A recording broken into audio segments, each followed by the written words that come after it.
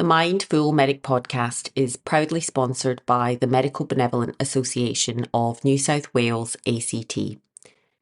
The MBA is an independent charity that has been supporting doctors in New South Wales and the ACT since 1896.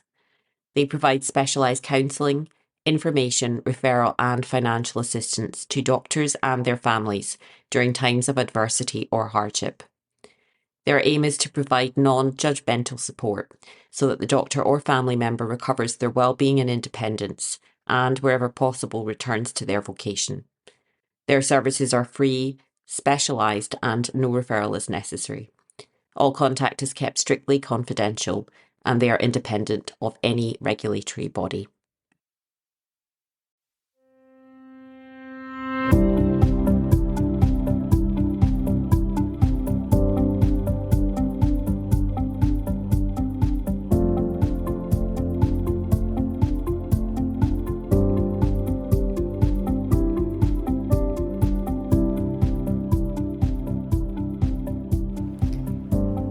Hello and a very warm welcome back to the podcast.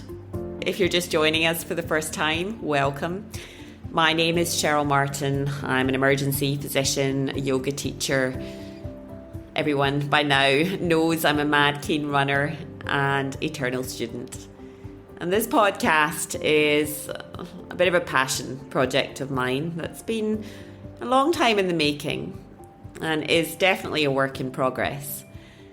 But we have been exploring broader paradigms of what it means to have good health, well-being, and to perform at our best. And I hope that you have found people that certainly inspire me, inspire you a little too. And I'm very excited to introduce today's guest. And today's conversation is all about bringing back the joy. Because, gee, we need it in the world right now. So before I introduce today's guest, sit back and have a little listen to this.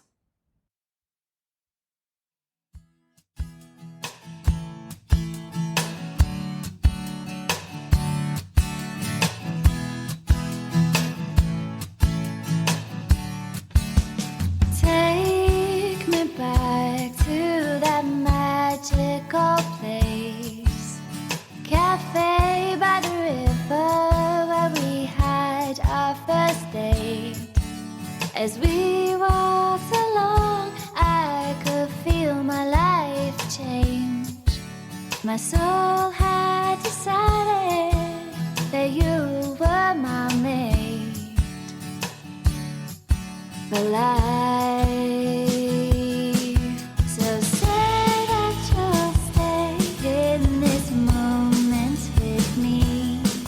Your dimples are deep and your eyes twinkly. And if this is forever, then I'll be okay. 'Cause you unlocked my heart and threw away the key. Now it's you and me for life. Places we travel, the lives we share. And then the other thing was something, I guess, just a mindset shift of prioritizing joy. So like doing joy first, which I had never done. I had always been this kind of person who would say, right, well, I'll make these presentation slides and then I'll do something fun as a reward. But this was changing it so that you prioritize, like you do joy and then you do the other thing. And it's a game changer. It's an absolute game changer. So for me, joy was picking up a guitar and trying to learn how to play that and singing. And so because I was committed to this well-being work that I was doing and trying to secure my own happiness, I was doing it a lot. And so it just organically grew from there. So that was the great talent, beautiful voice and wisdom of Dr Kristeen Barker, who I am honoured and delighted to have on the podcast today. I've been really wanting to get Kristeen on now for quite some time. So Dr. Barker is a physician and she is a nephrologist, and she'll tell us a bit about what a nephrologist does shortly. But Kristeen also has an alter ego And you've just heard Freya Moor performing for us. And as I've said, this episode really is about bringing back the joy. And I think Kristeen's own story is powerful. And if you have been a follower of this podcast to date, many of the themes that we discuss will be familiar. A lot of this is about Kristeen's own professional and personal journey, as she sought to really create some space for herself as she endured the arduous of her training and really sought to find that balance and make something sustainable longer term for her. And it was about self-care, it was about finding joy, and it was about that creative outlet, really finding her voice. In many ways, this podcast is a creative outlet for me, and I'm trying to find my voice in connecting with you and with my guests. But I think this conversation goes a bit further, and I really got to think about the power of music. And I definitely have a soundtrack to my life, and I can definitely associate songs and various artists with different times and different events. And then I thought about the influence of music more globally throughout history, its ability to influence culture and really have political power. I was thinking of greats of Bob Marley, John Lennon, Live Aid. And my dad used to always play Billy Joel in the car. And I found a lovely quote from Billy. He says, "I think music in itself is healing. It's an explosive expression of humanity. It's something we are all touched by, no matter what culture we're from. Everyone loves music." So sit back, relax, and enjoy some great music, and hopefully you'll find some really thought-provoking discussion. And I hope it brings a little joy and creates some space for you today.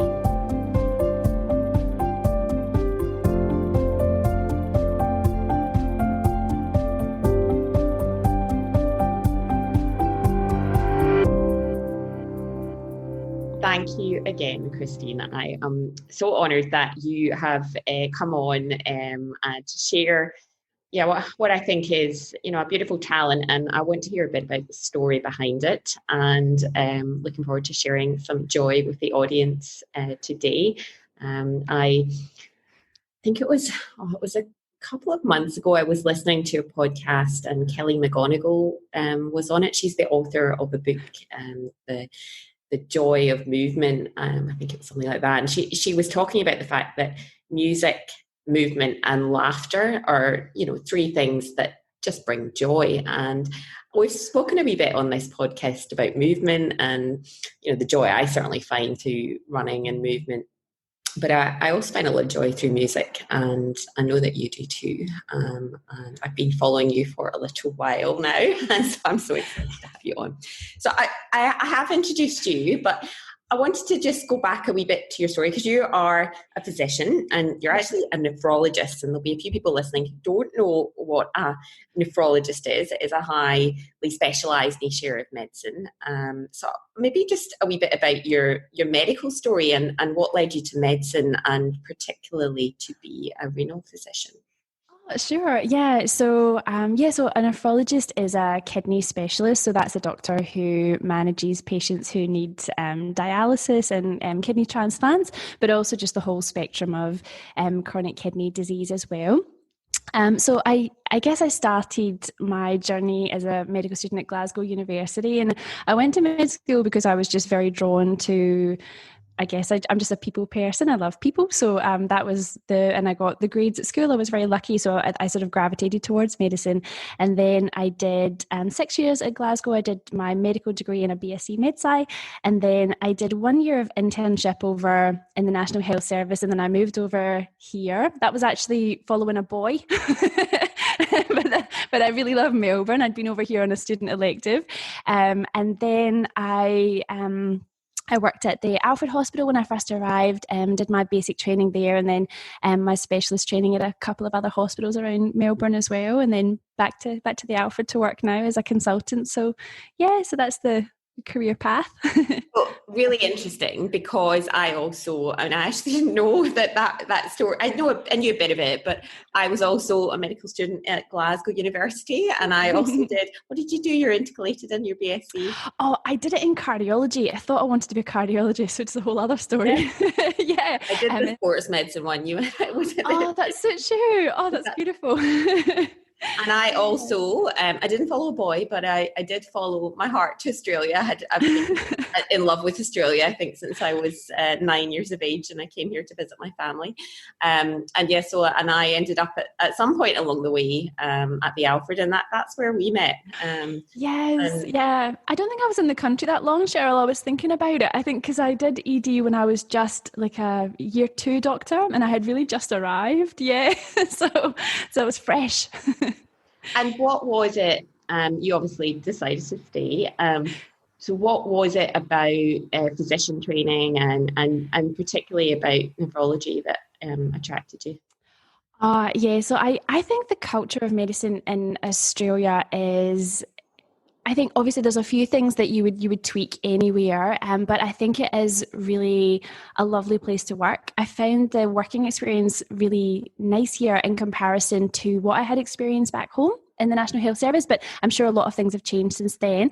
But I guess I was very drawn to, I think in Australia there is a bit of an emphasis on a work-life balance as well, and it's sort of encouraged, which I think is really great. And I decided that I wanted to be a nephrologist when I had met this patient who at the Alfred, and it was soon after I arrived, and they had a heart transplant, and then they were going to have a kidney transplant as well. And I thought, what a beautiful thing to be able to take someone off a life support machine, which is ultimately what dialysis is, and give them a new organ and a new lease of life. So I was just really inspired by that case. And then as I went through my career, I realized that I really liked I guess multi-system conditions, and I think as a nephrologist you tend to handle not just the kidney but the wider sort of a more holistic approach, I guess, sort of multi-problem. So yeah, it really suits my personality, nephrology. And all the renal physicians I know are very smart. I think you also have to have quite a degree of, to be able to look at the small numbers as well as the whole patient. And I think that takes a particular type of person. I think,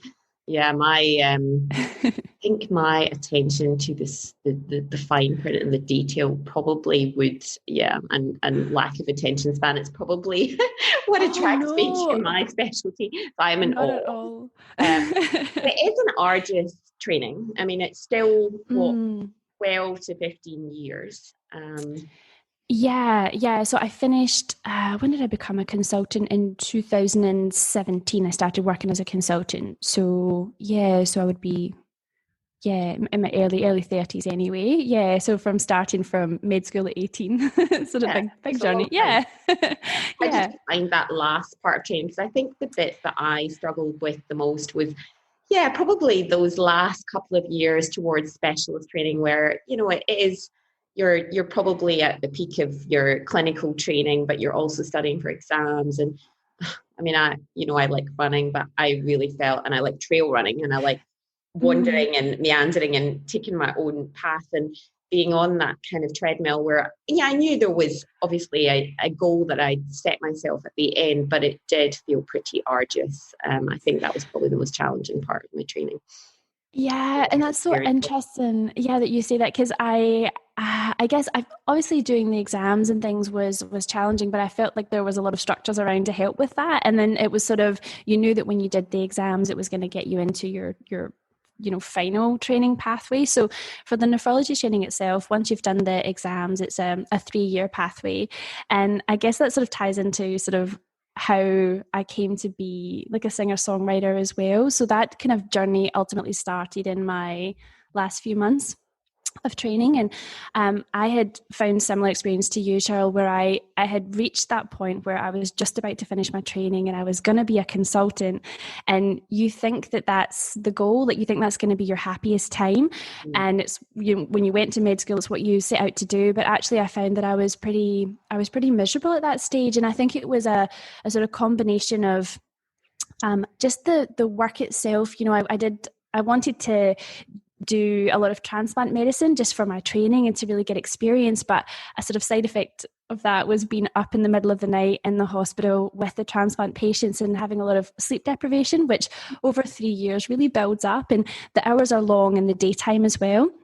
So I think it was that kind of just, I was exhausted, but also I was feeling a little bit lost because the career paths that are sort of projected to you, there's there's only one piece of career advice that you ever sort of get. And I didn't feel like I was fitting that mold. And I had felt that maybe I had a different path, and I was sort of trying to tune into that and feeling a lot of, I guess I just felt a bit lost at the time. So I had thought at that time that maybe I didn't even want to be a doctor anymore. That's how bad it was. And I was certainly showing up to work as a sunshine person, and I was doing my job to the best of my ability, but just inside I wasn't feeling quite right.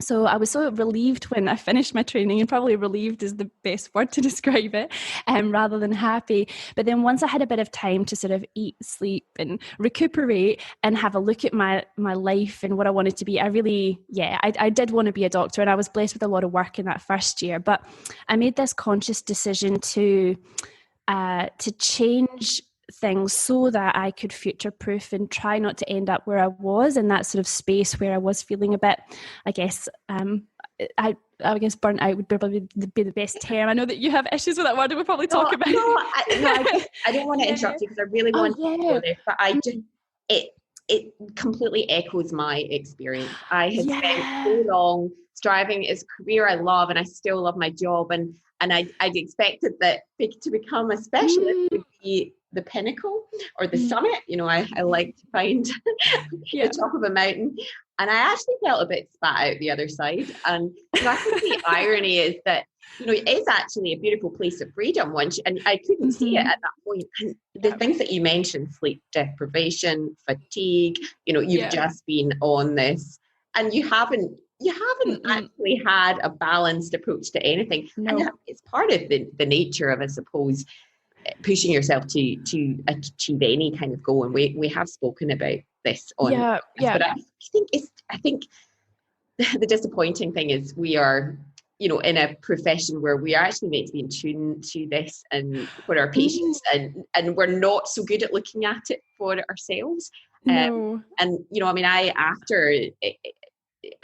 did a lot of things like you. I did a lot of soul searching. I did a lot of reclaiming and found, some areas outside medicine and within medicine that I could really make my own. So I want to you clearly have done this, and I love the fact that part of that is your music career. So I want to dive into it. So tell me, I don't know if you were musical when you were younger. So tell me the story. Oh, yes, absolutely. So I've always, and I want to hear your story more, to be honest, Joe. I've always loved like singing and dancing. And as a kid, I was always putting on little shows for my family. I'm sure I was driving them nuts. And I just always wanted to be on stage. And then I guess I got to teenage years and that kind of got a bit squashed. And every time I sort of gravitated towards something creative, I guess my parents would redirect me because they wanted me to get a job that had, a good, I guess, a guaranteed work at the end. So it was a smart move, and they guided me well.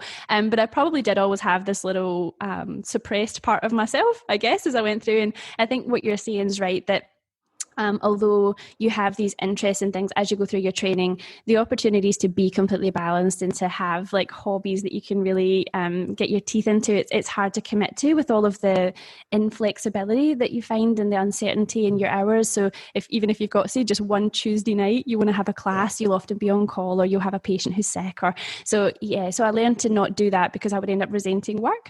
But then when I got this space as a consultant, and I was sort of projecting into deciding to be more conscious about my own well-being and to try to make sure that I could show up to clinical work as my best self. Because I think one thing about being burnt out is it doesn't feel very nice.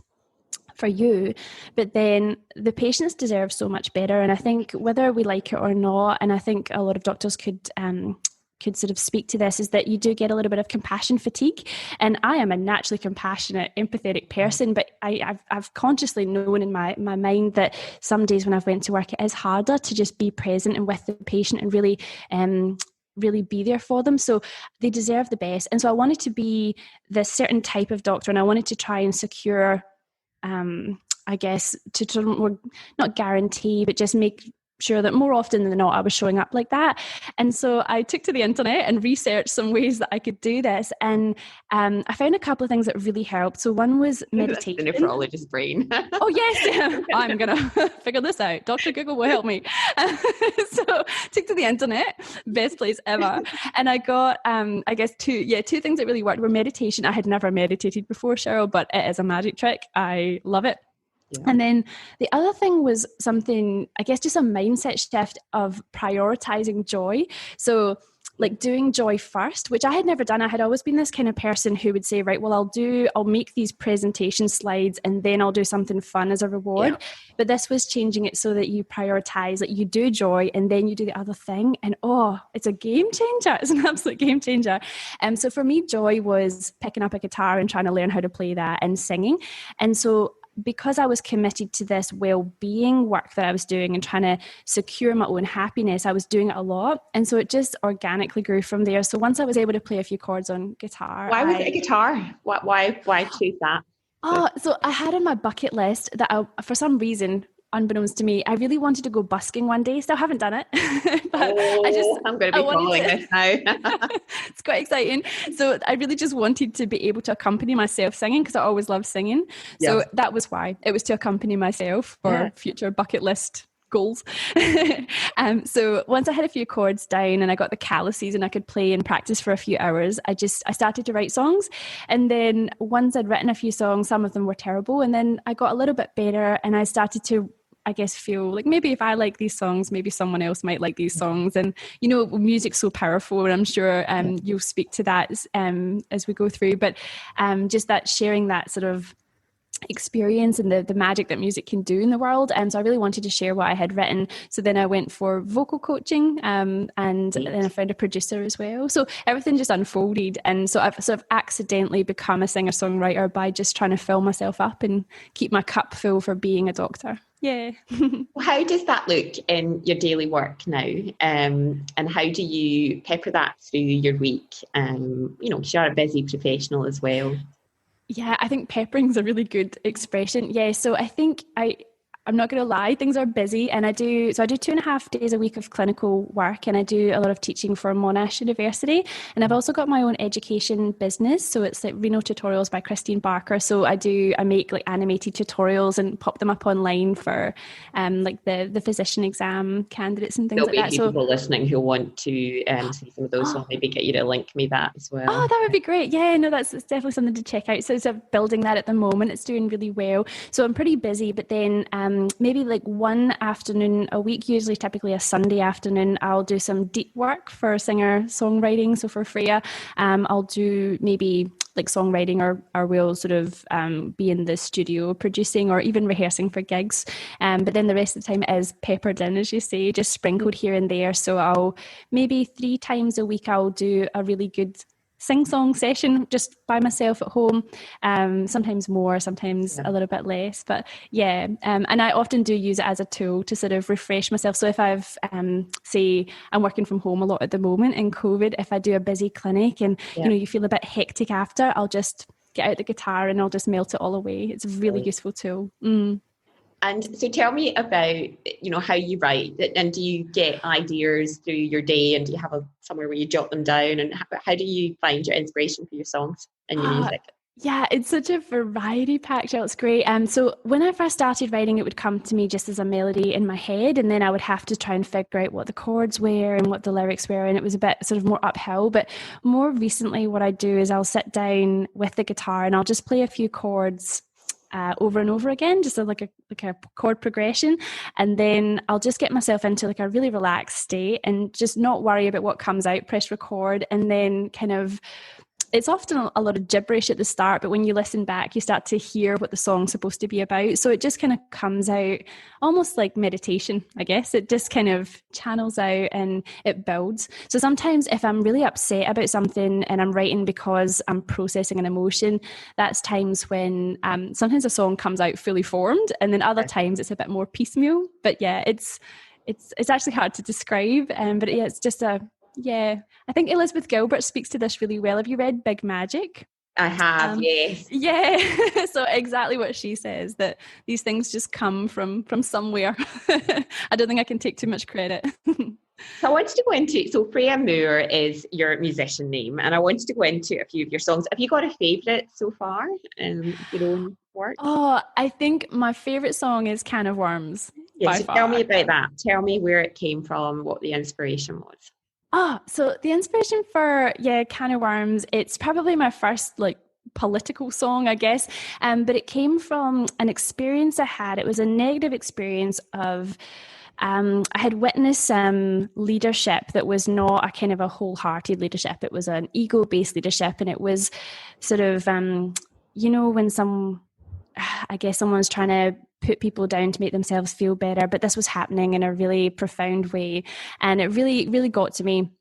And so I was quite upset when I was writing Can of Worms, and it sort of flowed out really easily. But then when I listened back to the song, I realized that it was so much bigger than that event, that it meant so much more, and it could be applied to really so much of world leadership today. And it sort of speaks to that in a kind way. So it sort of I guess the words of the song are trying to redirect those leaders to say, listen, it's okay, you're valued and you're part of the community, but it would be better if you behaved in a different way and more in keeping with the community values and that sort of more wholehearted style where, we're all in this together. And I think that it does sort of speak to that bigger picture of the way the world is. It's very timely, that song.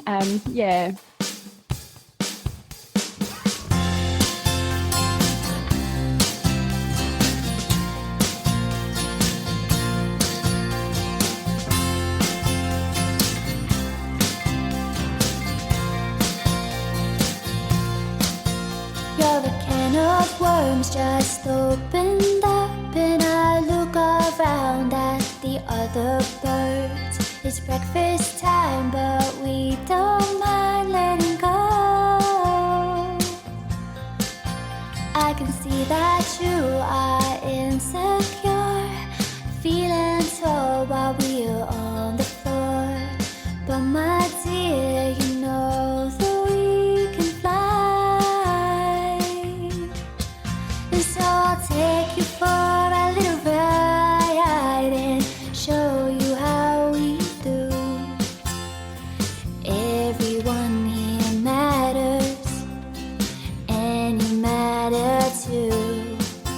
But you can't come in here like the devil sent you and tell me how to care.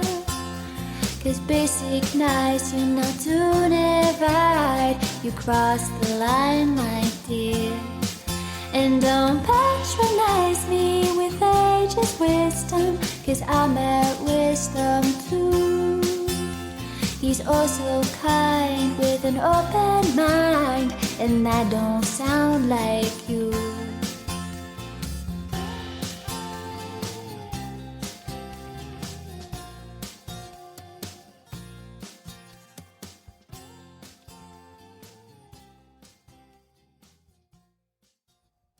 Yeah, so when I was preparing for this interview, I, was looking back at the power of music to, make political, cultural, social change, because it does have that influence. And, there's certainly songs throughout history which have been anthems of the time and have maybe either been related or potentially even been part of a change in culture, in thinking, have made political statements.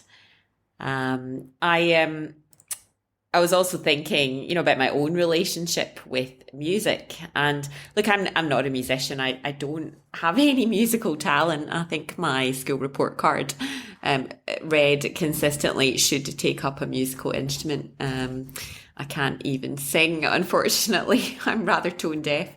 But that said, I do feel I have a soundtrack to my life, and music has been something that, I do associate different songs, different albums and records, or that I've had with different times in my life, different moments. And I think that's the beauty and the power you have as a musician.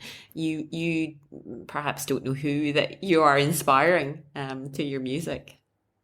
I wondered if you have any notable relationships with particular songs or artists that have either marked your current experience or maybe through your life to date.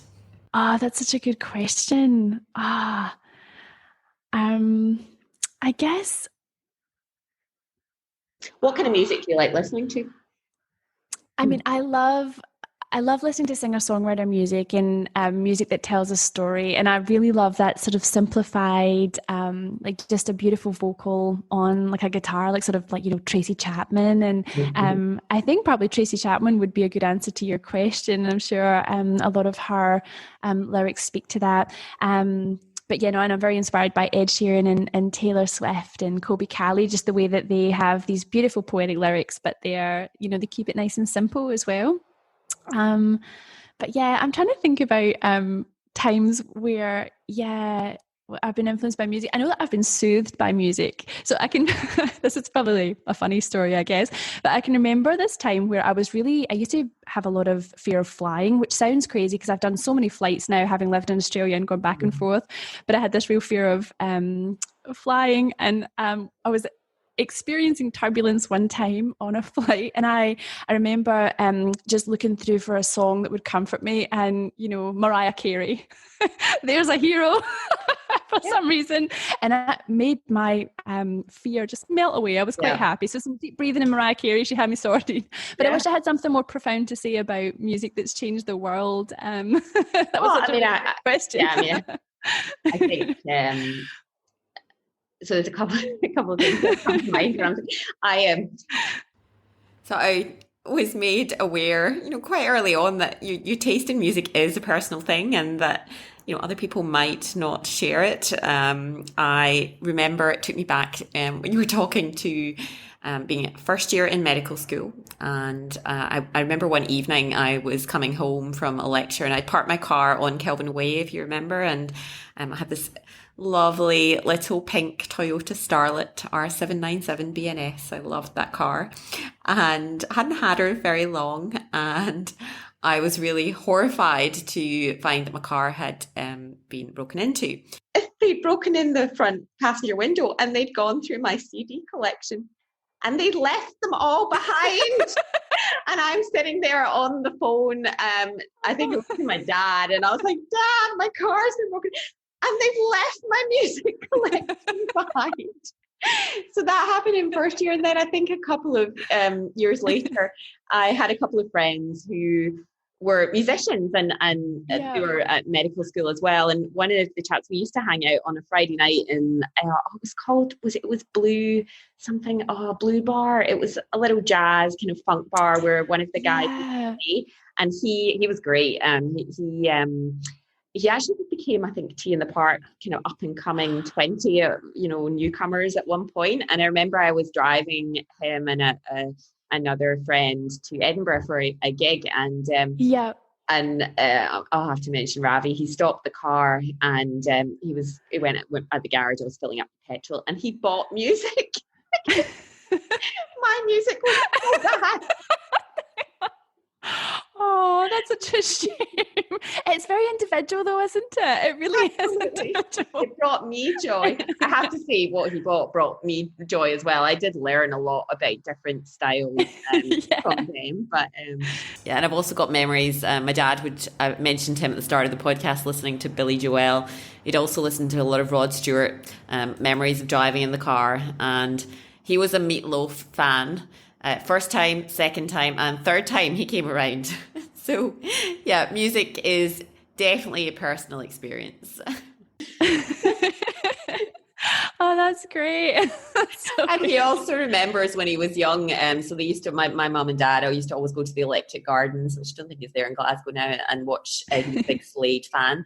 And my nana always recalls when my dad blew up like a Slade poster to the whole size of his bedroom and trying to bring this thing in and roll it all out. Oh, that's Dad, hilarious. my music taste comes from you, I reckon. I don't think that's that bad. I think that's great. And the classics, I love at the moment, like going through real older songs and like bringing them into the now because they're so good. Yeah. Songwriting's beautiful. You've done quite a few mashups as well. Yes. What are your favourites of those? Because I know I've got a favourite, but what? Oh yes, I think and the Proclaimers one is my recent favourite. I think my combination of Skinny Love and Adele's Hello as well. I think that was that they tell a story together and they really mesh really well. And then there's the sort of Elvis Presley meets Taylor Swift as well. I love a wee mashup. I'm due to make a new mashup, I reckon. It's overdue. How do you get the ideas for the mashups? So it's really just playing around with like the key that you're in and the chords that you're in and trying to find two things that overlap. I think it's just a super fun thing to do. Usually when we're planning a live gig, we'll just find a new mashup to I guess we're hoping it's a crowd pleaser and it's fun to listen to. Yeah. And I want before I go on to talk about music and medicine, so I've got a couple of you. I really like your song For Life, and I just wanted to ask you a wee bit about that and to tell me a wee bit about the inspiration behind that song. Oh, I'm really glad you like it, Cheryl. So that's about my current partner. So that would be my partner for life. Yeah, I would say. So I feel very, very committed and so lucky to have him. So that song is, just something that comes from just how it feels to be in the relationship I'm currently in, and it's really beautiful. But the funny I'm a thing fan of his as well. Yeah. Oh yeah, yeah, he's great. Hey, I remember both of you from years ago. You both made an impression. Yeah. Oh, that's lovely. Yeah, but that's actually not his favorite song. His favorite song. What is his favorite song? His favorite song's Can of Worms as well. Yeah. So it's funny. He's like, oh, you need to write less love songs. Like you need to write more about the world. And I was like, okay. So that's funny. But it's about him. So it's very organic, that song. I mean every word. Take me back to that magical place, cafe by the river where we had our first date. As we walked along, I could feel my life change. My soul had decided that you were my mate for life. So say that you'll stay in this moment with me. Your dimples are deep and your eyes twinkly. And if this is forever, then I'll be okay. 'Cause you unlocked my heart and threw away the key. Now it's you and me for life. Places we travel, the lives we share. So I did mention as part of preparing for our conversation today, I did look a bit at the kind of literature and the research that we have in the medical space incorporating music into practice. And it's really interesting. And I think it's probably an evolving area of research, but there's a lot of work, particularly in the perioperative space, looking at not only, surgeons maybe using music as they operate, but also for patients who are maybe having, particular procedures, looking at their blood pressure responses, their pain scores, their recovery afterwards. And, there's really some quite positive evidence promoting the use of soothing music. We're also seeing a lot of that used in a creative way in the mental health space, because we know that the right tunes can actually stimulate part of our brains and give us a dopaminergic response. We can stimulate the opioid receptors for those feel good happy hormones. So I wonder if that's something that you've been conscious of and you've maybe incorporated into your own clinical practice. Absolutely. So yeah, it's funny you should mention that.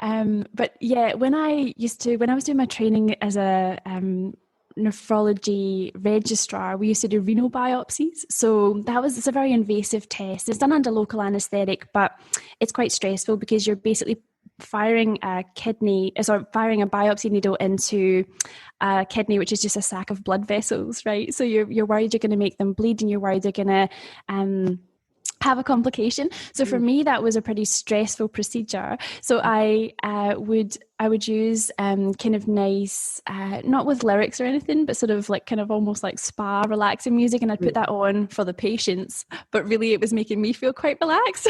Yeah. And I grew dependent on it, and I definitely saw a difference in my performance. I obviously didn't do a trial on it or anything, but I found that I got better at that procedure by being more relaxed, and it helped you to get into the zone. So when the music was on, you were in the procedure zone, and that if your pager went off, it wouldn't sort of mean as much as you wouldn't feel so interrupted, because you were in that, you had to focus on something. So I think it really does have a role. So I'm fascinated by the research. Is that what they found? And also in the surgical space for surgeons, and you will find that when you're in theatre, a lot of surgeons do choose their own music, but there seems to be certainly an advantage for them choosing music that gets them into the zone, that soothes them, for both patient and doctor. Yes. What about feedback from your patients? Have you had any? Yeah, well, they really liked it. They would just sort of almost go to sleep, so they have to be awake, because you have to get them to breathe to hold their kidney in position for you. But it worked wonders. It was really relaxing. So yeah, it was mutually beneficial, the music. Fantastic. So kind of moving on to that, because we're seeing, we've talked about the role music can have in education and making, I suppose, social or cultural, political statements.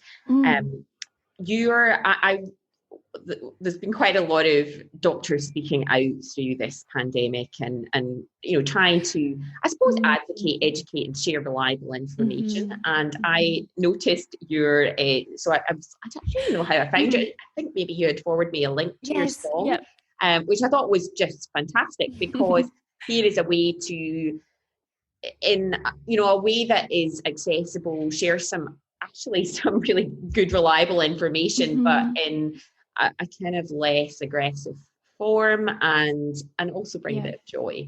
So Virus on the Loose, tell me about that. Yes, Virus on the Loose. And I think that's exactly what I was going for in writing that. So that song, it's not on my my other sort of medias and things. I set that song up as a sort of standalone public health campaign, essentially. So it was for all those reasons you just mentioned, Cheryl. Like, I felt that when COVID first, when we were first experiencing COVID in Australia, so back in early 2020, the media was sort of communicating to the public, and I mean, it was appropriate in some respects, but it was a very negative sort of scary way. And I just felt that in order to get people to change their behavior, that maybe there was another way that could feel better and could feel more empowering. So the song was designed to be for kind of the people, like anyone from school age up, and it was just something that you could sort of relate to, that had a positive message, but also was really about like what you could do as an individual, that you have actually some role in all this, and you can, reduce the spread of this virus. And there's so many positive things that can be done right now to make a difference, and that everyone matters at this time. So it was just about that positive messaging rather than what the mass media was putting out.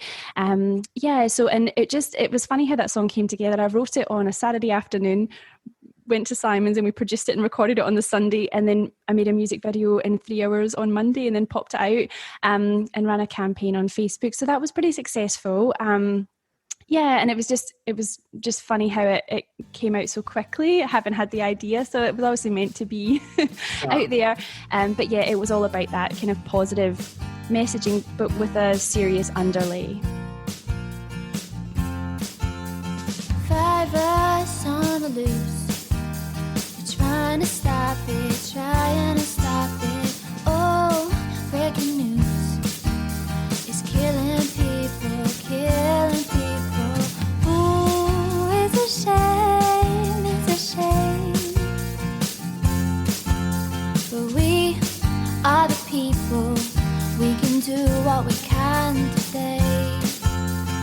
Wash your hands many times. Avoid crowded places. Think about everyone. Let's share our resources. Oh, slow it down.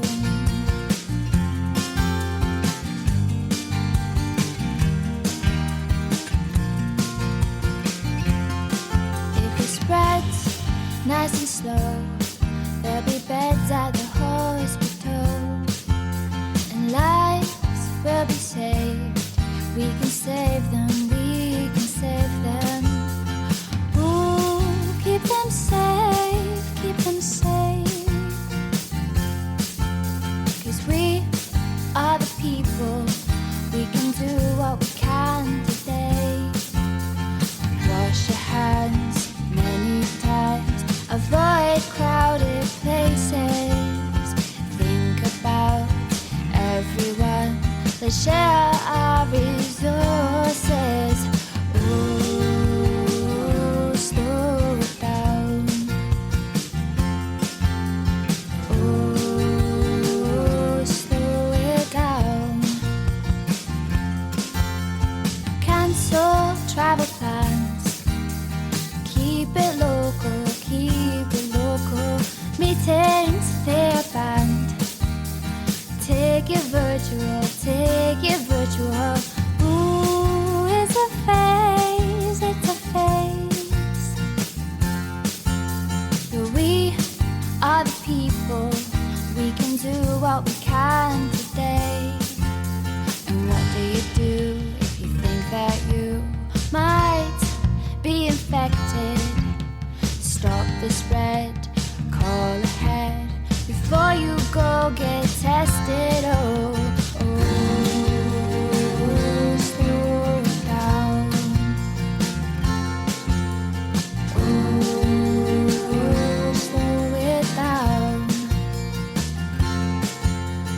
Oh, slow it down.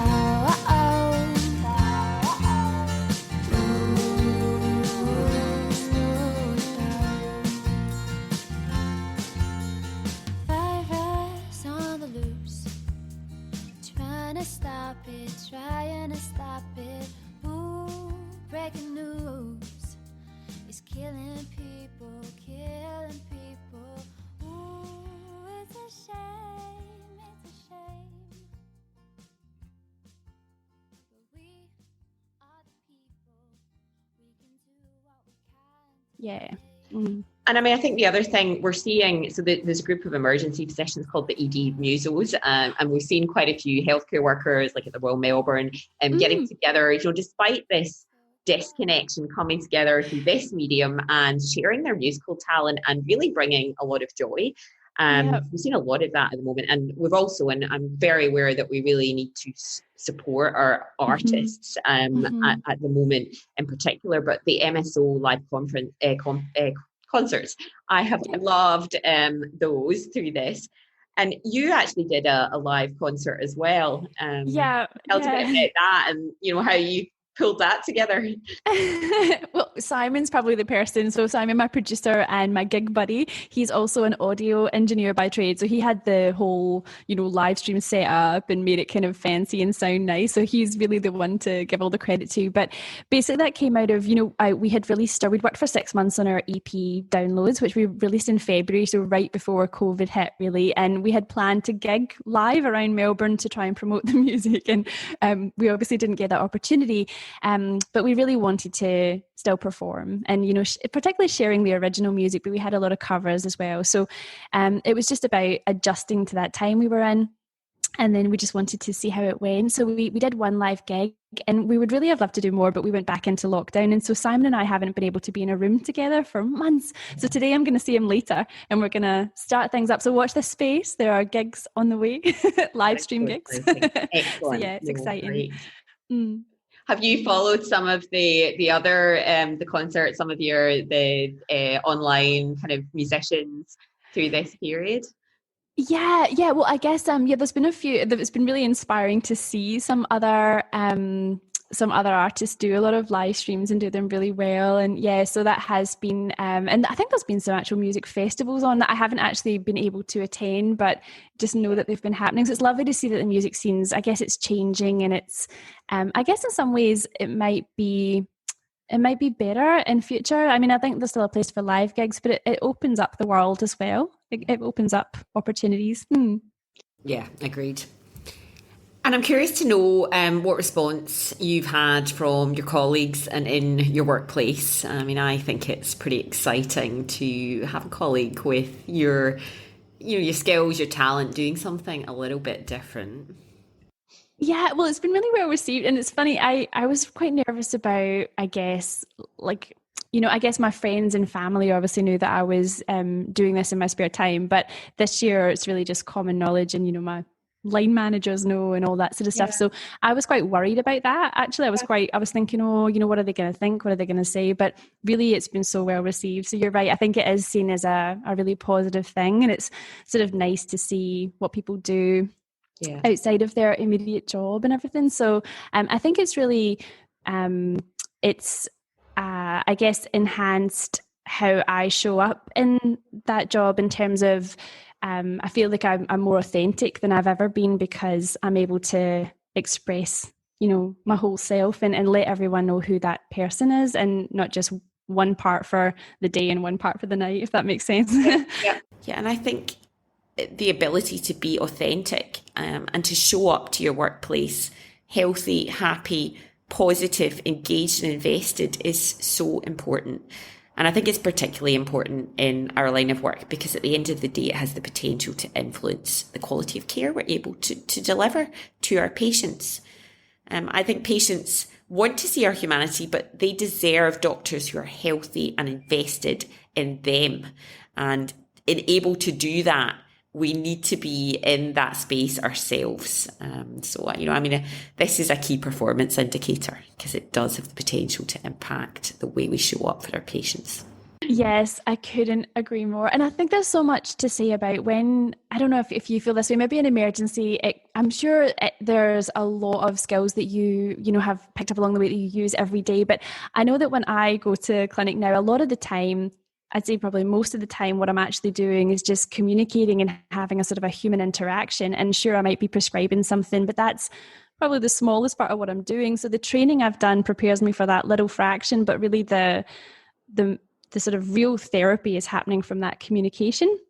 And I think that, everything you've said, you have to be really full to be able to do that well. Or if you're not full, it'll take something away from you. So it's being full enough that you can sort of spill energy onto people and be there for them, rather than feeling that they're taking something from you, which I think is, for someone like myself, who's very naturally empathetic and compassionate, I think I've definitely allowed that to happen, where I've been giving more than I have and not realizing it. So being conscious of that too, to be more deliberate. But I think that's so true. And I think the shame of it is, Cheryl, that all those skills that you've just mentioned, they don't go on your CV, right? Like being a really mindful clinician and turning up and trying to be your best self in your clinical practice, it's very much appreciated by the patients, but it's not something you can sort of show or in any other way, which is interesting, isn't it? Because it's the most important thing from my perspective. Yeah. We were talking about this the other day, and what you do put on your CV, and, you know, if you do have something outside medicine that is a passion, that is a niche area, that you really demonstrate a lot of skills. You know, how much information do you put there? And I mean, I like to celebrate what I do outside my work, because I think it actually enhances what I do professionally. But not everybody agrees. I don't know. What do you share about your music on your CV? I mean, I know you're now a consultant in a set area. It's probably not as relevant, but there's certainly for people that are maybe still, you know, applying for jobs. Yeah, do you know, I think it's, if I saw a CV that had lots of extracurricular things on it, I would be, you know, smiling inside and thinking, oh, that's great, good for you. And it would probably, I'd probably be quite curious. Like if I was to interview that person, I might want to ask about it as well. So I'm just interested. But I guess honestly, for my consultant applications, I don't think I put any extracurricular on. It was just all business, which And I think we've probably got a wee bit of a way to come with that. Yeah, absolutely. The only other thing, because you did say, I mean, look, it's, you know, you're very conscious you've been in Melbourne and you are still doing a lot of remote working, and it's been, you know, it's been the most challenging time. And I know you say things are very, very busy. And the irony is when you do have a little passion project, and it's more than that now, this is a whole, you know, yours has become a lot more than that. How you kind of, because you probably become busier. You're actually, you're doing more. And how we spoke about, I think it was Shayla, we were talking about the Mayo Clinic, who've been, you know, studying a lot of data on doctors on sleep and MAC burnout and ventures and all the kind of engagement. And they said, you know, the sweet spot is to try to find your niche area that either is within medicine or out with, that's maybe that 20% kind of thing. But if you do too much of it, probably puts you a bit more at risk. If you do not enough, you're probably not, you know, it's finding the sweet spot. How do you navigate the balance? Oh, I feel like I have to relearn this every couple of months, Cheryl. It's a cycle I'm in. But I definitely find this happens. So I'm a very sort of sky's the limit person. And sometimes when I get into, you know, my musician artist side and I get really big ambitions for that, and, you know, that's like, it can get swept away. And then I know I've gone too far when I stop experiencing the joy. When it starts to feel like high pressure and intense, I know that I've gone too far or down the wrong path too early or something. So although it would still be lovely to have all those ambitions come to fruition and come to life, not at the cost of my well-being, because ultimately the why is, you know, I started this for joy and to prioritize joy. So I think when I start to lose that, I just check in with myself and recalibrate. But I have to be very mindful of it. It can take over. For sure. And I'm conscious you said, you know, like maybe Sunday you'll do a bit of this and maybe through the week. Do you actually kind of schedule that in? You schedule joy into your week? Yes, I do schedule joy, but I've also I've become a little bit of a productivity junkie. So I'm kind of I'm always looking for ideas in terms of like listen to a million podcasts on how to like make the most of time and how to go between things. Because I think what I find really challenging, if I'm honest at the moment, is I can get into flow when I'm being creative. So whether that's making my tutorials or whether it's being musical. So those creative activities are, you know, when you get into flow and they're just coming out of you, and that's great. And then maybe I'll be in that state, and then I've got to go back to be my very serious clinical self. And those two worlds, when they, like if you had a couple of weeks doing one and then coming back to the other, it might be easier. But I do find the transition period a little bit tricky. I definitely do. So, so I think for me, it's trying to find that balance of creative versus my sort of more left brain activities, I guess. I know we've spoken about this kind of over balance, because when you are trying to do something, you're not going to be balanced when you're in the moment and you're really trying to do something, but then it's kind of bringing it back to somewhere further down the track. And I don't think I have all the answers yet. So although I've got this commitment to well-being and a commitment to prioritizing joy, I do have to relearn. You just have to keep, for some reason I do sort of overdo it sometimes and do sort of push myself, and then I think, oh yeah, no, cut back. Yeah, just.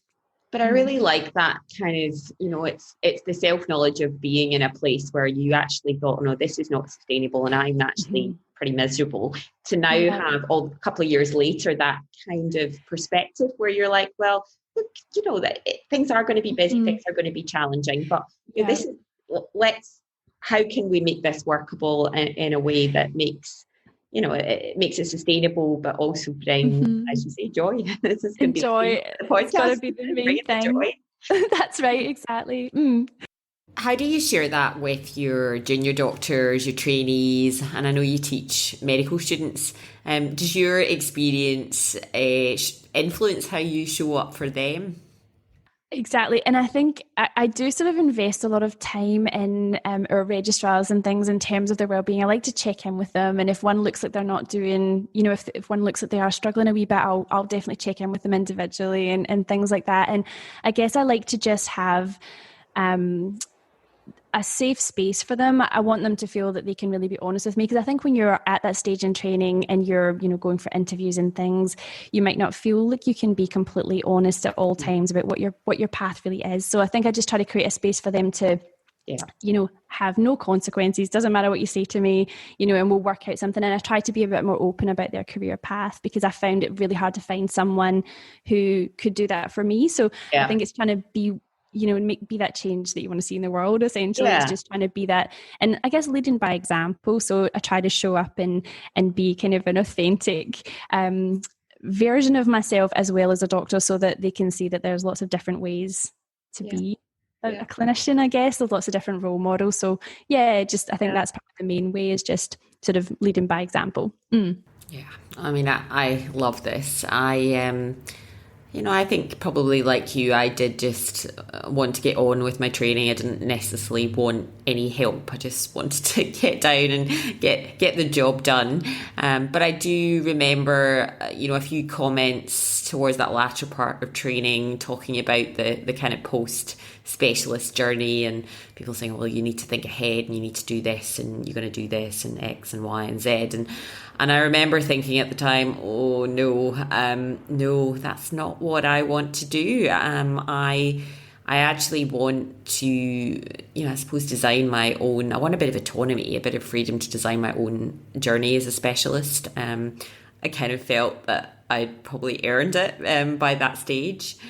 And I'm going to share a link with you. It makes me think of this image, and I think Mercedes-Benz used this graphic for an advert a couple of years ago, and it's like a picture of the brain and dividing it into the right and left hemispheres, and it has the kind of left brain and kind of black and white and all these kind of logical, analytical, I am order, I am science, and then there's this beautiful multicolored right brain, I am passion, I am poetry, I am I think that always kind of resonated for me, and I do feel a bit like you, that I probably had to make some choices down the road, particularly with my early education. I used to love art, and I remember, quite early on having to say, oh, well, I'll probably need to just do a science subject. And, this just kind of gradual narrowing of maybe other creative interests. And I think it was really important for me that I reclaimed some of those at the end of my specialist journey. And it's so nice to see you doing this and your creative outlet. Yeah. And I think if you're that way inclined, it's important. But at the end of the day, medicine is involves both. It's an art and a science. And so I think that you need to bring your whole self to the table. Can I ask you a question? I'm so interested in what you just said, because I struggle to, when I ask myself this question, I'm not sure I know the answer. So I'm wondering what your perspective is. But I guess creativity could be two things, I guess. you might feel like what you were saying, that you have some creativity that you want to get out, and then if you're not able to express it, it kind of builds up, and there comes a point where you just have to in order to be happy. But then creativity can also be like a really mindful, beautiful pastime that's just like almost like a meditation technique that helps relax you. And I'm sort of wondering what you think is, do you think it's always both, or do you think, you know, there's some people... I mean, I don't know the answer. Yeah. It's a great question. And I think it is both. I mean, I think it can be anything that takes you to a different, you know, I suppose, way of thinking, way of maybe being that kind of complements that just always being quite rigid and analytical and, you know, all those things that we think about when we think of, I mean, I just think of physics, maths and thinking, but also very conscious that those are very important parts of our job, and particularly your job in renal medicine. You need to know a lot of the you know, the finer detail. There's a lot of numbers, and then you see a large part of your job is also that communication with patients. What have you done? Look at the mess you made. What have I become? Each and every day we used to be one, now we separate. Cause you got a lot of love, but only for the dollar, babe. Are you having a nice day? The helicopter's on his way, and I just don't buy to say that you got a lot to give, and none of it costs money, babe. What have you done? Look at the mess you made. What have I become? Each and every day we used to be one, now we separate. Cause you got a lot of love, but only for the dollar, babe. Till life is monopoly, so I got out of jail for free, and now I play life differently, and I got a lot to give, and none of it costs money, babe. What have you done? Look at the mess you made. What have I become? Each and every day we used to be one, now we separate. Cause you got a lot of love, but only for the dollar, babe.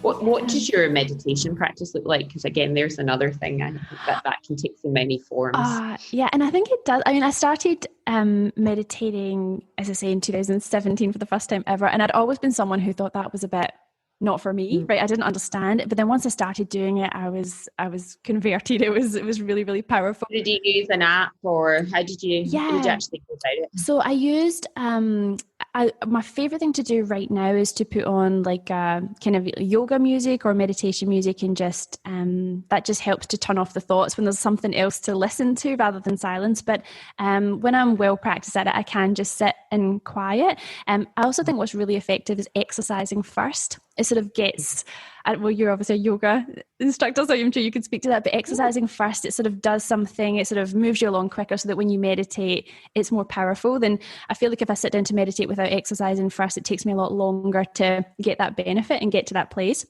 But what I've noticed, because when I meditate and I get into that sort of where everything is quiet, I see like a visual change. So what I've started to notice is that when I'm singing and songwriting, the same visual change happens. So it's so fascinating that you can get to the same place, not just by sitting still, but by doing something.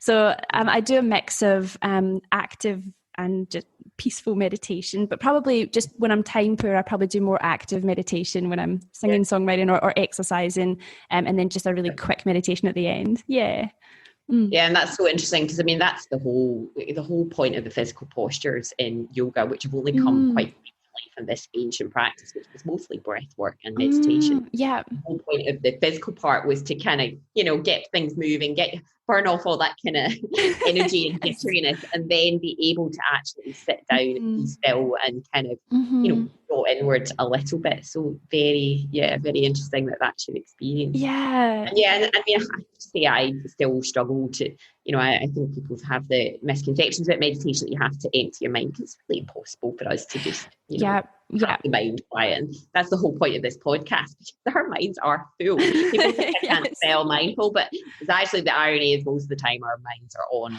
overdrive.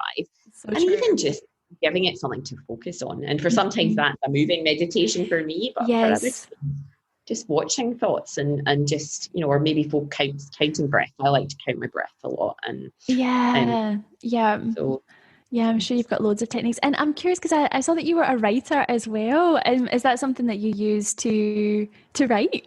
Yeah, I certainly find writing quite therapeutic, and I enjoy journaling, and I started to write. I'm a great reader, as you know, if you've listened to this podcast, and I started to do a couple of book reviews, so writing about reading for a few magazines, and then I wrote a wee bit about running and some health related topics.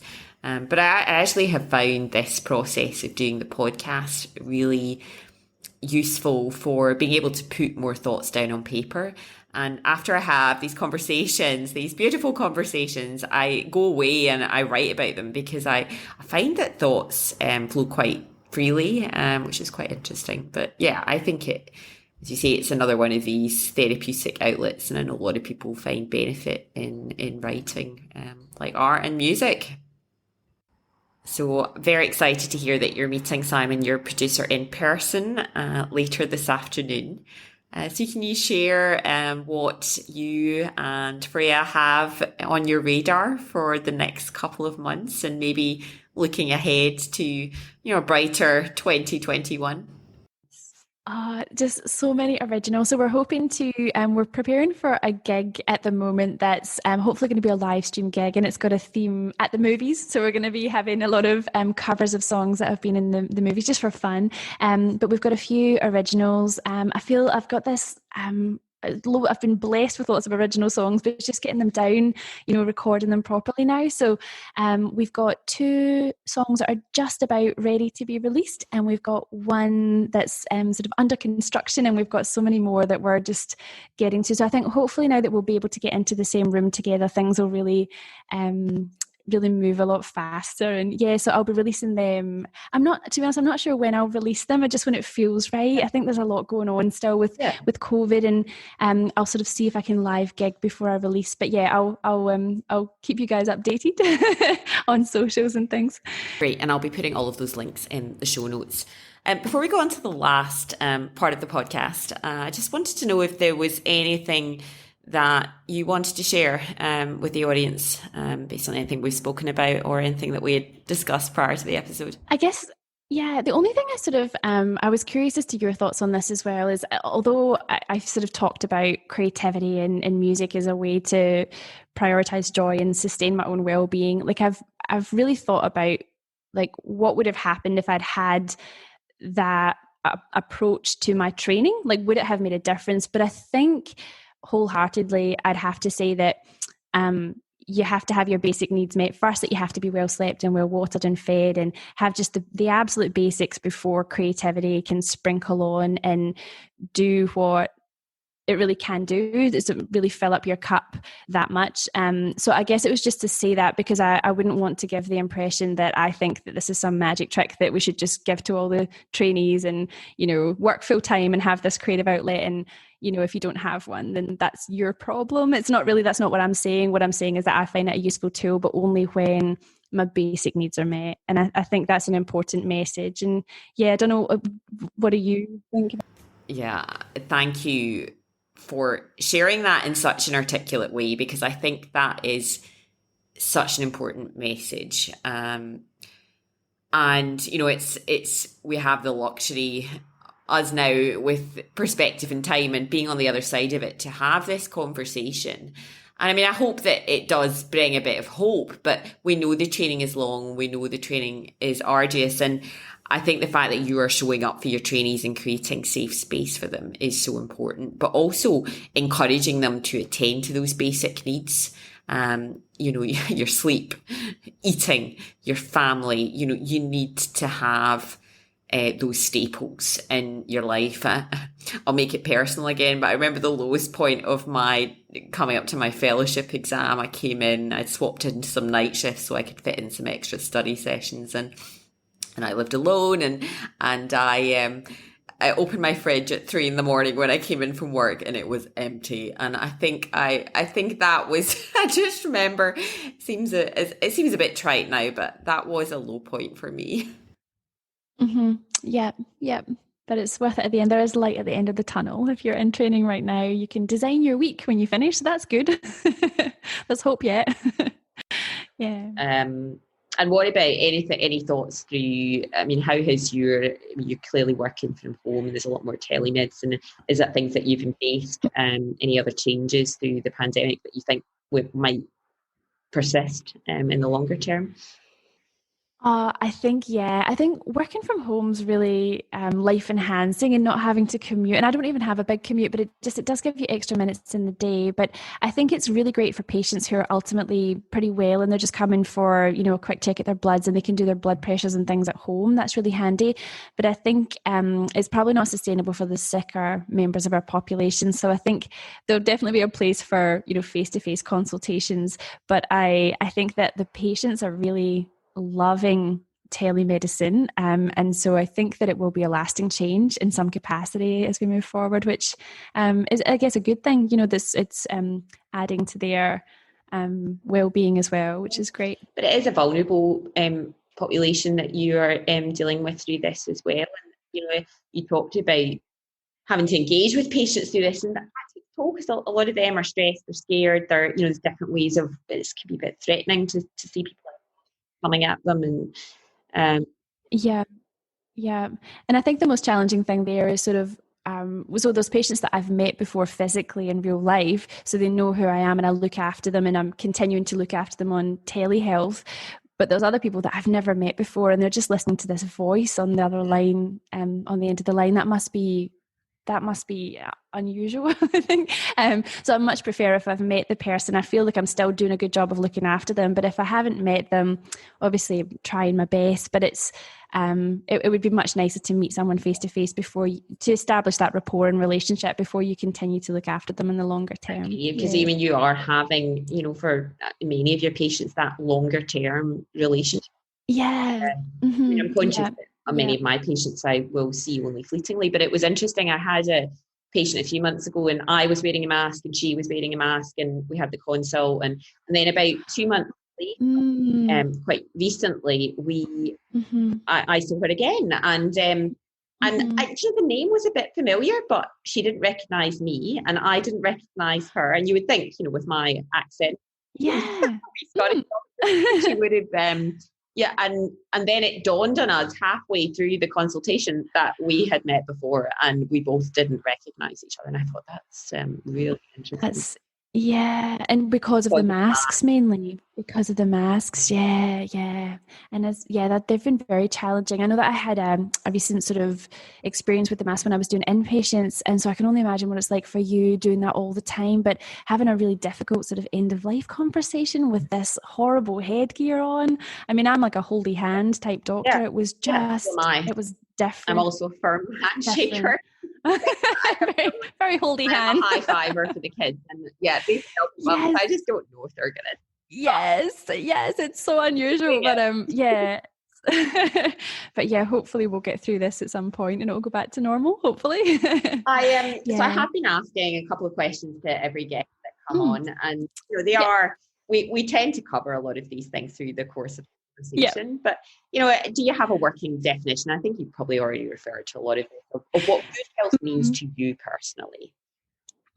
Absolutely. So I think, good health would be that holistic health where you have good physical health, you have a good, I guess, a positive mindset and good level of mental health, but also that kind of inner peace, that more spiritual health, and where they all meet together so that your cup's full and you can be your best self when you show up in the world. Yep. And you've already shared some really wonderful techniques that you use personally and have been effective for you. Is there anything else in your self-care toolbox that you bring out when you're feeling particularly challenged or you've had a bad day?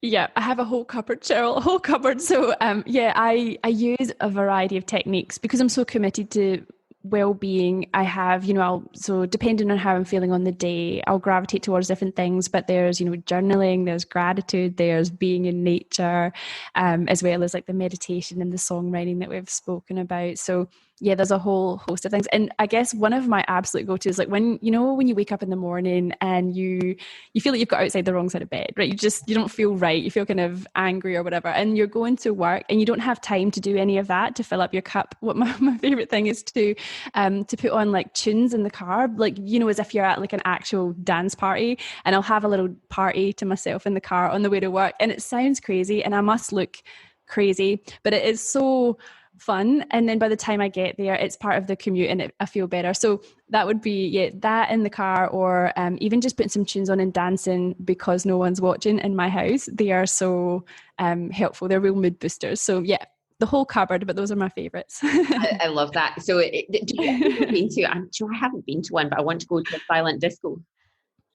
Oh my goodness, I would love to go to a silent disco. I've never been either. My friend Dan has been to quite a few, so I'm definitely, they used to have them in Melbourne, so next time. Yeah. Oh, you're coming. Can you get in touch? Okay, good.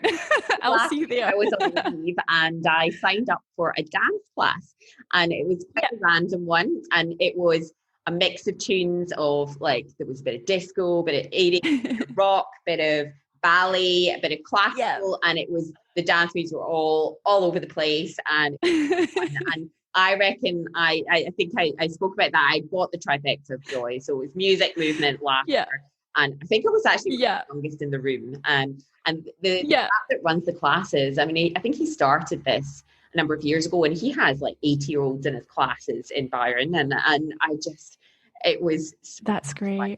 Yeah.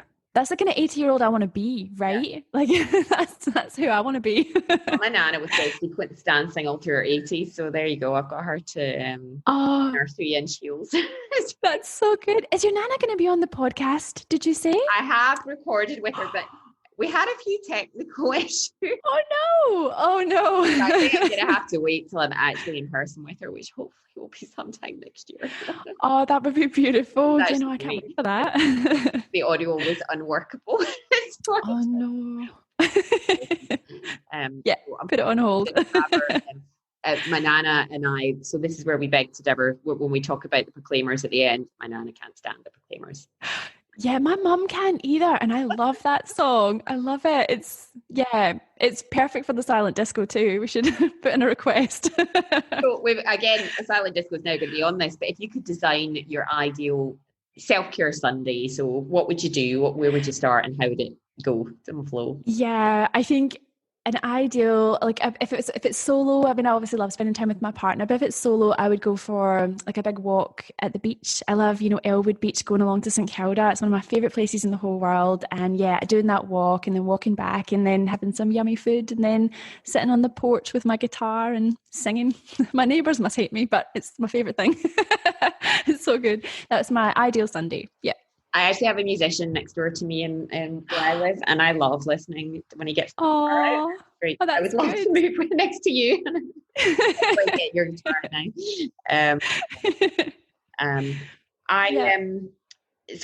We are going to go out on the Proclaimers. So tell me about the mashup. If anybody who knows me knows that I think 500 Miles is one of my theme songs. So predictable, but that can definitely get me up on the dance floor. So.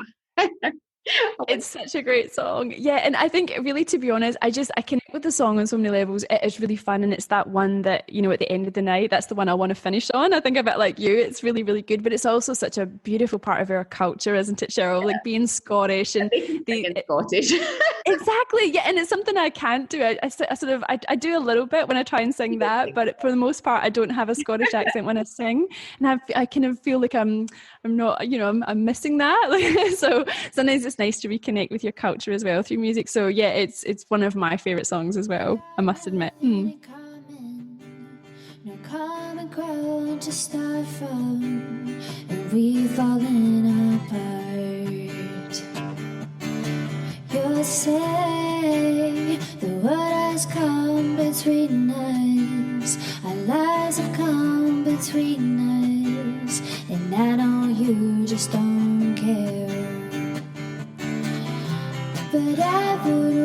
500 miles, and I would walk 500 more just to be the girl who walks 1,000 miles that fall down at your door. When I wake up, oh, I know I'm gonna be the girl who wakes up next to you. When I go out, oh, I know I'm gonna be the girl who goes along with you. And if I get drunk, oh, I know I'm gonna be the girl who gets drunk next to you. And if I haver, hey, I know I'm gonna be the girl who's havering to you.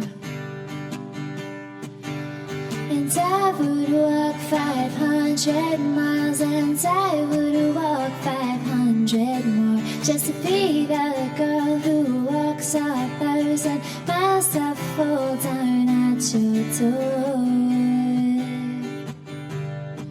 You'll say that we got nothing in common, no common ground to start from, and we're falling apart. You'll say the world has come between us, our lives have come between us, and I know you just don't care.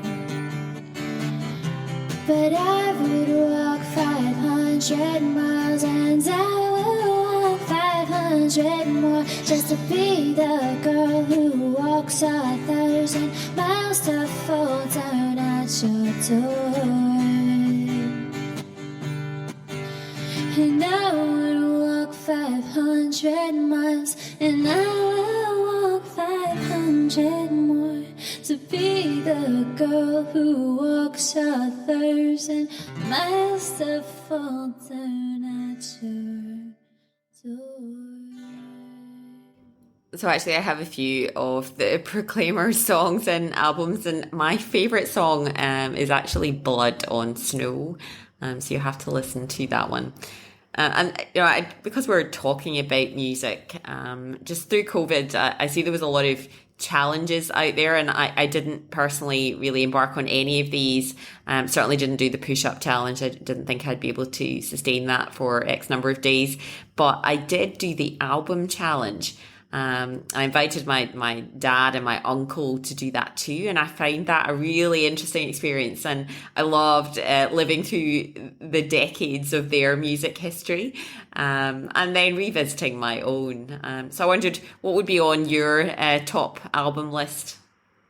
I guess probably, I mean, the very first album I ever had was Alanis Morissette, so that's probably somewhere that was like an early influence, and used to bop around I'm to a bit that. older than you, but my first thing I ever bought, I remember going with my dad to buy Belinda Carlisle. Heaven is a place. Oh, yay! Me, that was my next one. yeah. And then I think sort of Whitney Houston, you know, I think it was because my mum used to do housework to Whitney Houston. So from a young age, I was very into Whitney and Mariah. And then I think, from there, it's mainly been, like my main influences like Ed Sheeran and Taylor Swift, and their music has had a real impact. So I guess I'm probably pretty mainstream. I'm probably not too out there with my musical taste, I guess. But I think it's beautiful to look back at all of the talented people, and I think that's the thing that you notice is that there are so many talented musicians in this world, and it's just, it would be lovely for them all to have an audience, and it's great that you can just put your music out there on Spotify and YouTube, and people can find you. It's really lovely. Important to support that at the moment. And I think, when I talk to you, I do think, so I don't know if you, I was listening to Missy Higgins on the Imperfects podcast with you weeks ago, and she struggled really at the peak of her fame with just, I think, feelings of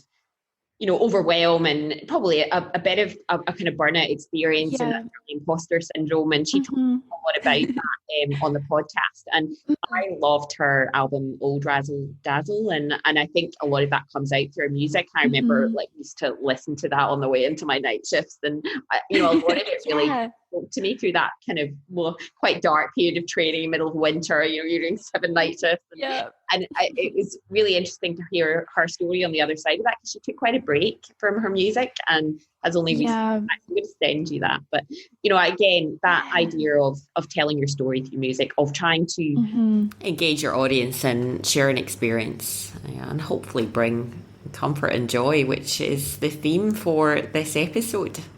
Yeah, no, I think it would just be lovely just listening to you there. It would be lovely, I'm sure, if Missy Higgins could hear the influence she had when you were going to your night shift, and she could have that feedback loop. I'm sure it would really fill her up and things.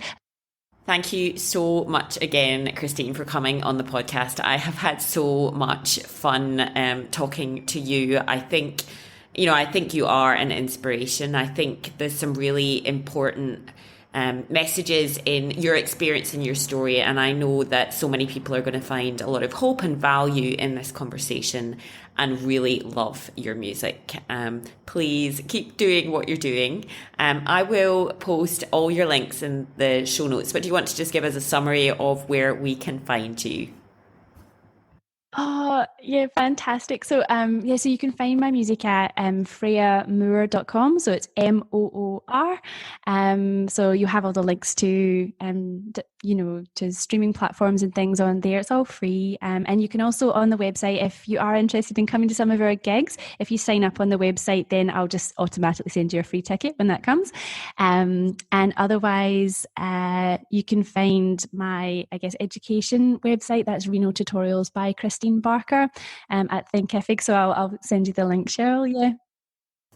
You have been listening to Dr. Kristeen Barker and Freya Moor. I hope you enjoyed this episode. I certainly did. You can find more about Kristeen and Freya's creative projects and stay up to date on the links in the show notes. Plato said, "Music is a moral law. It gives soul to the universe, wings to the mind, flight to the imagination, and charm and gaiety to life and to everything." I certainly found a lot of joy through this episode, and I hope that you did too. If you get a chance, I'd love some feedback and any future episode suggestions. And I think we have to finish this episode on some more high notes from Kristeen and Freya. Until next time, goodbye.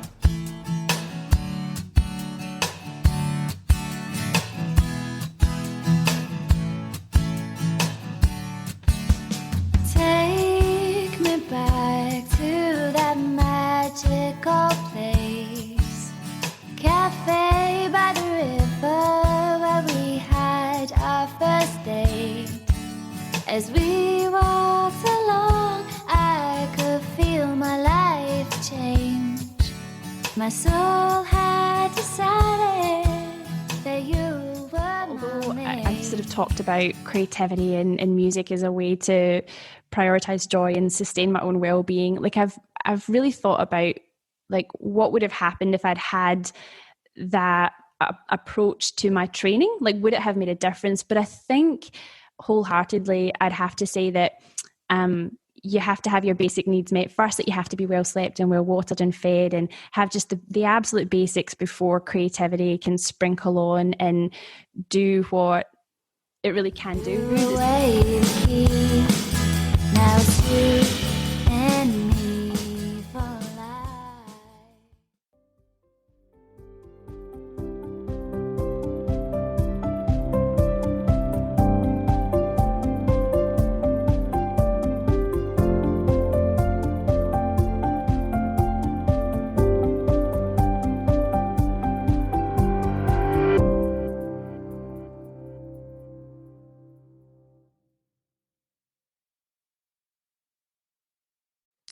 The MBA New South Wales ACT does wonderful work for those of our colleagues who are, at this very minute, experiencing a hard time. One way you can show you care about doctors' welfare is to go to their website, www.mbansw.org.au and donate today. Knowing that their colleagues' care is a big part of these doctors' recovery, so please be part of the solution. All donations are tax deductible. If you can, please consider a monthly donation, as even small amounts collectively will allow them to plan their growth to support the increased demand.